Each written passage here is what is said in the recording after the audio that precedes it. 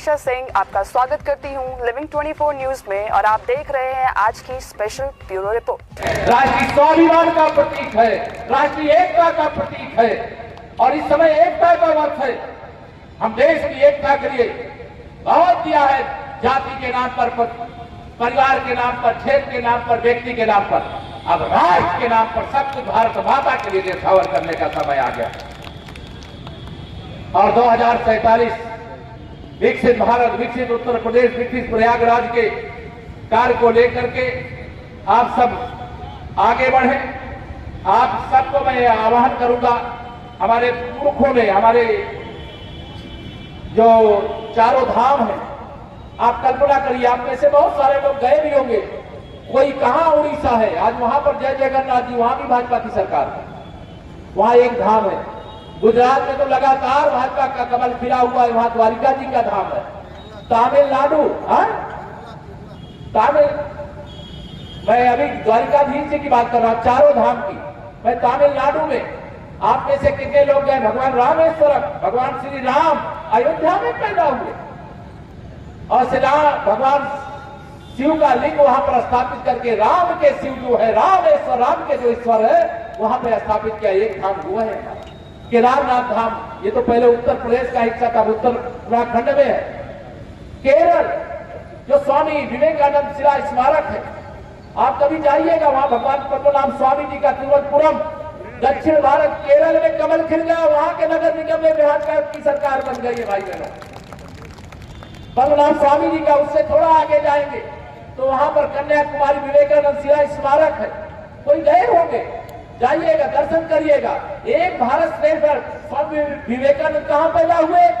पश्चिम बंगाल में पैदा हुए, लेकिन प्रयागराज में भी स्वामी विवेकानंद जी हैं।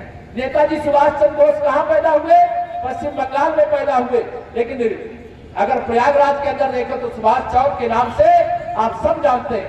मतलब एक भारत श्रेष्ठ भारत का यही बेहतरीन दृश्य है कि अगर भगवान तिरुवल्लुवर जी की मूर्ति तमिलनाडु में लग सकती है तो प्रयाग और उत्तर प्रदेश में भी लग सकती है। अगर तमिलनाडु के लोग बाबा विश्वनाथ जी का दर्शन आकर के गंगा जी में डुबकी लगाने के लिए आते हैं तो प्रयागराज के लोग और उत्तर प्रदेश और देश के बाकी प्रदेशों को लोग तमिलनाडु के अंदर भी कितने हमारे तीर्थ स्थल है, वहां दर्शन के लिए जा सकते हैं। मुझे लगता है, मुझे एक बैठक लेकर के, एक लखनऊ में एक आवश्यक बैठक है, उसमें भी मुझे शामिल होने के लिए जाना है। कभी विस्तार से फिर चर्चा करेंगे, बहुत सारे विषय रहते हैं। आज भारत माता की जय जोर शोर से क्यों बोलना? आज ही के दिन 16 दिसंबर को भारत की वीर सेनाओं ने पाकिस्तान के 90,000 सैनिकों को घुटने टेकने पर मजबूर कर दिया था और भारत के विजय का तिरंगा फहरा दिया था। आज विजय दिवस है, इसलिए फिर एक बार बोलिए भारत माता की। और वंदे मातरम की 150वीं वर्षगांठ हम लोग मना रहे हैं, इसलिए वंदे मातरम भी बोलना। बोलिए वंदे वंदे वंदे। आज हम सबके लिए बहुत ही गर्व का भी दिन है, प्रयागराज की दृष्टि से, प्रदेश की दृष्टि से, देश की दृष्टि से। हम प्रयागराज नगर निगम के द्वारा श्री गणेश केसरवानी जी जो हमारे महापौर हैं, प्रथम नागरिक हैं, उनकी अगुवाई में यहाँ पूरा पार्षद दल भी मौजूद है, हमारे सभी सम्मानित विधायकगण भी मौजूद है, पार्टी के सभी वरिष्ठ नेता मौजूद हैं।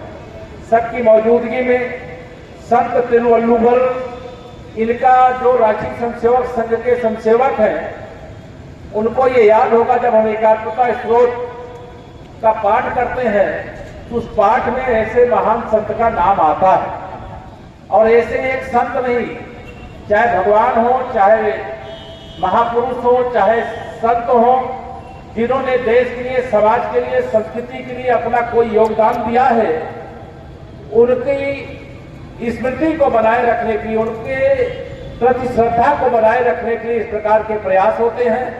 और माननीय प्रधानमंत्री श्री नरेंद्र मोदी जी के नेतृत्व में 2014 से आपने जब से देश में सरकार बनाई है, तब से लेकर अब तक एक नहीं अनेक ऐसे प्रयास हुए हैं जिसमें भारत को जोड़ने की जो ताकत खड़ी हुई है, एक भारत श्रेष्ठ भारत का जो देशवासियों के अंदर भाव पैदा हुआ है, उसके बारे में जितनी प्रशंसा माननीय प्रधानमंत्री जी की जाएगी, जितना देशवासियों के प्रति कृतज्ञता ज्ञापित की जाएगी कि प्रधानमंत्री जी ने अगर देश हित में कहा कि आजादी के 75 साल हुए हैं, हर घर में तिरंगा फहरा दो, तो किसी ने कोई देरी नहीं की, हर घर में तिरंगा फहरा करके बता दिया कि हम एक हैं, हम एक थे, हम एक रहेंगे। उसी के क्रम में